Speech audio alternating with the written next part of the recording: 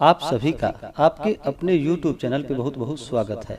आइए आज आप सब सुनेंगे श्रावण सोमवार व्रत की कथा। तो बोलिए प्रेम से भगवान भोलेनाथ की जय, माता पार्वती की जय। प्राचीन काल की बात है कि एक नगर में एक वैश्य रहता था जो बड़ा ही धनी एवं ऐश्वर्य युक्त था, जिसके कारण उसे किसी प्रकार का कोई कष्ट या दुख न था।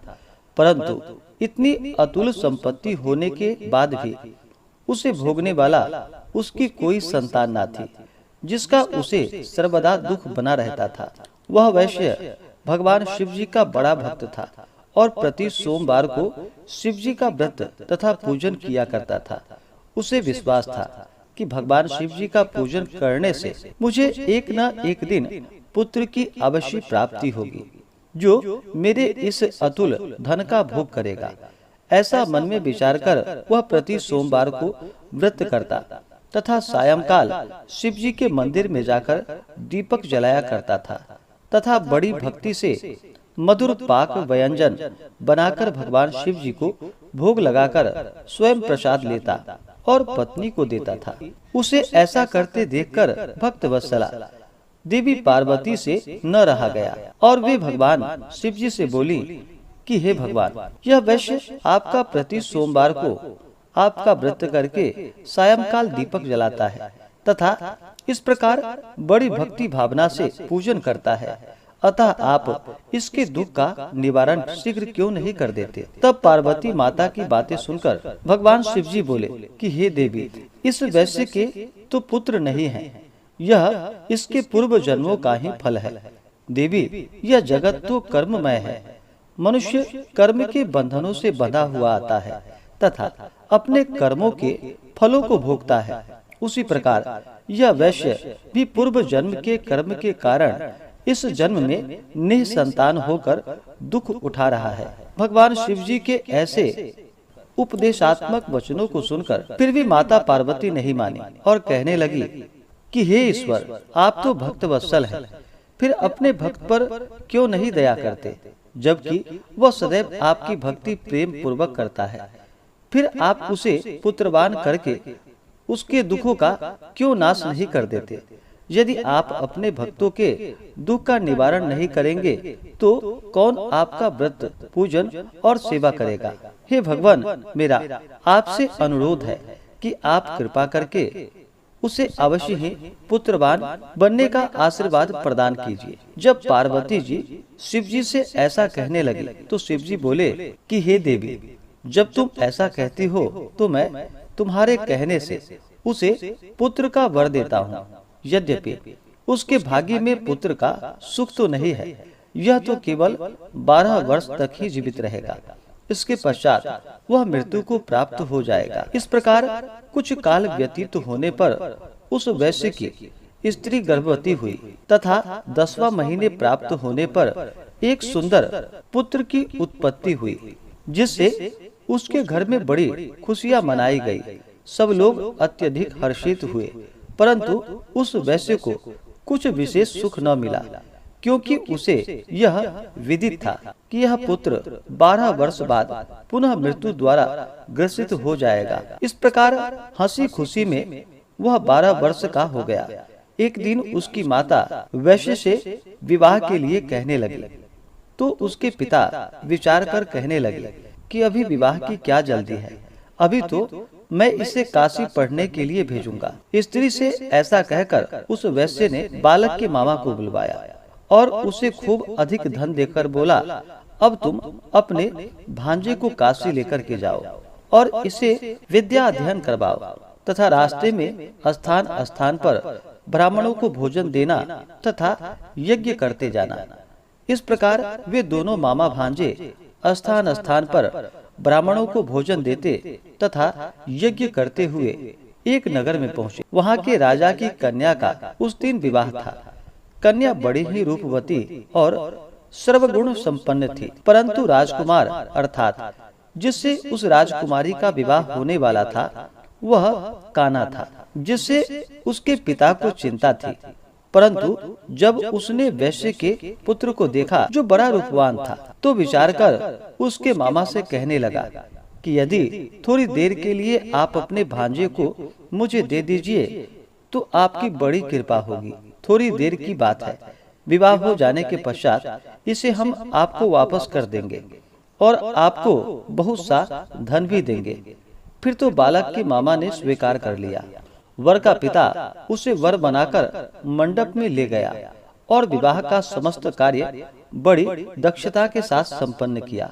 परंतु जब लड़का सिंदूर दान करके लौटने लगा तो उसने कन्या की साड़ी के आंचल पर लिख दिया था कि हे भामिनी, तुम्हारा विवाह मुझ वैश्य के पुत्र से हुआ है और अब मैं काशी में पढ़ने के लिए जा रहा हूँ। परंतु जिसके साथ तुम्हें भेजा जाएगा वह एक आंख का काना तुम्हारा पति नहीं है।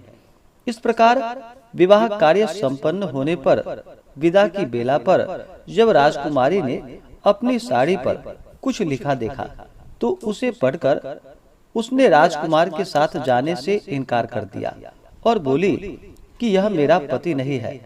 मेरा पति तो वैश्य का पुत्र है जो इस समय काशी में पढ़ने के लिए गया है। फिर तो राजकुमारी की ऐसे बातें सुनकर उसके माता पिता अत्यंत आश्चर्य में पड़ गए और राजा अर्थात वर के पिता की धूर्तता से अत्यंत दुखी हुए तथा कन्या को विदा नहीं किया। बारात बिना कन्या के ही वापस लौट गई। उधर वह वैश्य का पुत्र तथा उसका मामा दोनों काशी में पहुँचे तथा बालक ने अपना अध्ययन प्रारंभ कर दिया और उसके मामा ने यज्ञ करना प्रारंभ कर दिया। इस प्रकार कुछ दिन व्यतीत होते ही लड़के की अवस्था जो कि 12 वर्ष पूरी हो गई। उस दिन यज्ञ हो रहा था। उस बालक ने अपने मामा से कहा, आज मैं कुछ अस्वस्थ हूँ और सोने के लिए जा रहा हूँ। ऐसा कहकर वह जाकर सो गया। परंतु उसके सोने के थोड़ी देर बाद ही उसके मामा ने आकर देखा तो भांजे को मरा हुआ पाया, जिससे वह अति दुखी हुआ। परंतु यज्ञ हो रहा था, इसीलिए यज्ञ विध्वंस के भय से चुप रहा और जब यज्ञ कार्य समाप्त हो गया तथा सब ब्राह्मण चले गए तब वह खूब जोर जोर से रोने लगा। उसी समय भाग्यवश पार्वती जी सहित भगवान शिव जी उधर से जा रहे थे कि तभी पार्वती जी ने करुण रुदन सुना, जिसे सुनकर उनका हृदय द्रवित हो उठा और वे शिव जी से कहने लगी कि हे कृपा निधान, देखिए तो कौन इस समय इतनी करुणा से रुदन कर रहा है। आप वहां चलकर देखिए वह क्यों रो रहा है।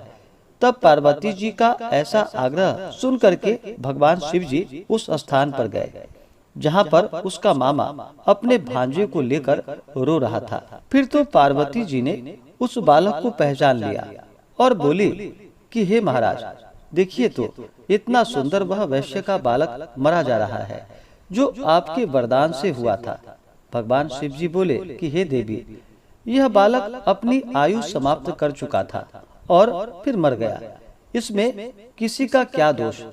पार्वती जी ने कहा कि हे देवादिदेव महादेव, हे भगवान भोलेनाथ, जैसे आपने इसे अब तक 12 वर्ष की आयु दी थी वैसे ही जीवन पर्यंत के लिए और आयु दे दीजिए, नहीं तो वह वनिक पुत्र के वियोग में मृत्यु को प्राप्त हो जाएगा। तब पार्वती जी के ऐसा कहने पर भगवान शिव जी ने वनिक पुत्र को जीवित कर दिया। इस प्रकार वह शिव जी के वरदान से जीवित हो गया और शिव पार्वती पुनः अपने धाम को वहां से अंतर्ध्यान हो गए। फिर कुछ दिनों के पश्चात वह बालक अपने मामा के साथ अपने नगर की ओर चल पड़ा तथा चलते चलते पुनः उसी नगर में पहुंचा जिस नगर में राजकुमारी के साथ उसका विवाह हुआ था। वहां पहुंचकर उसने यज्ञ करके ब्राह्मण भोजन करवाए, जिससे भोजन करते जाते हुए पंडितों द्वारा राजा को यह खबर लगी कि काशी से कोई वैश्य पुत्र आया है जो यज्ञ करके ब्राह्मण भोजन दे रहा है। राजा उसे देखने के लिए गया और वहां पर उसने स्वयं अपने जामाता को देख लिया तो अति प्रसन्न हो आदर के साथ अपने महल में लेकर आया और कुछ दिन तक रखकर खूब आदर सत्कार किया और पुत्री को खूब दान दहेज सहित उसके साथ विदा कर दिया। तब वह वनिक पुत्र स्त्री सहित मामा के साथ अपने नगर की ओर चल पड़ा। जब वे लोग घर के थोड़ा नजदीक आए तो मामा ने कहा कि मैं जाकर पहले अपनी बहन को तुम्हारे आने की खबर देता हूँ, जिससे कि वे वधू सहित तुम्हारा स्वागत कर पाएं। इधर वह वैश्य अपनी स्त्री सहित छत पर जा बैठा था कि यदि मेरा पुत्र काशी से लौटकर नहीं आएगा तो हम लोग यहीं से कूदकर अपने प्राण दे देंगे।